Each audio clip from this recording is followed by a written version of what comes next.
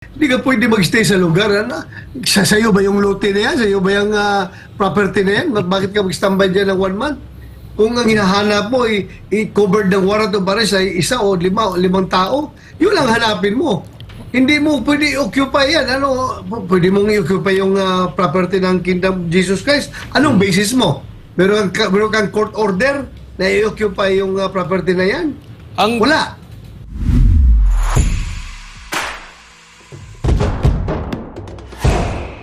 Tama ba tong diskarte ni Sir Torre? Kasi sinabi niya bilang pulis, hindi naman, ako po obviously hindi naman pulis. So hindi natin alam kung yung sinabi niya ay tama. Kasi parang gusto niya nang manirahan sa loob ng KOJC.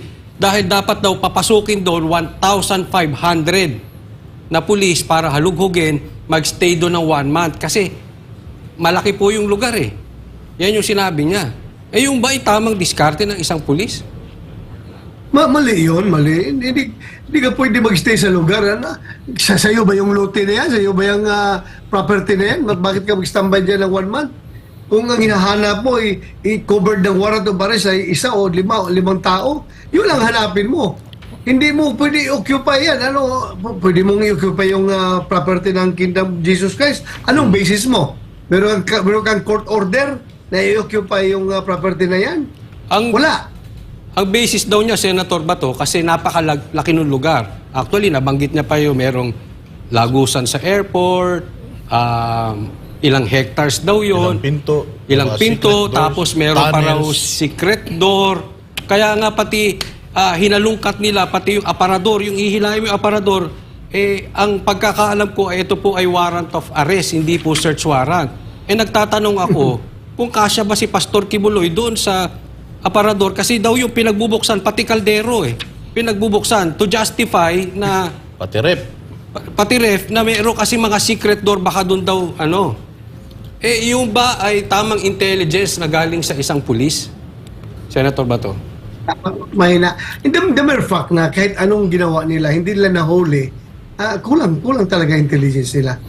And the mere fact na they operated simultaneously 4 different locations at the same time looking for those people.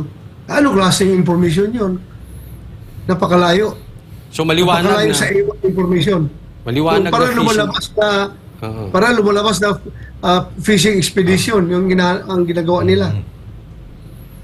So kasi po yung halimbawa yung patungkol doon sa meron daw naman kasing live po yung warrant of arrest yan ang punto nila. Hindi ba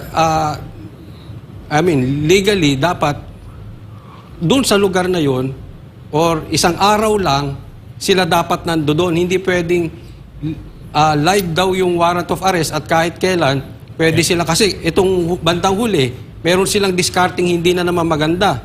Meron silang pinagtututukan diyan sa paakyat diyan sa Prayer Mountain. Sa Tamayong. So yung mga ganun na ginawa nila, mananagot sila dyan. Mananagot sila. Kailangan ninyo i-document lahat yan at i-complain. Pailan ng kaso yung mga ginagawa nilang panunutok.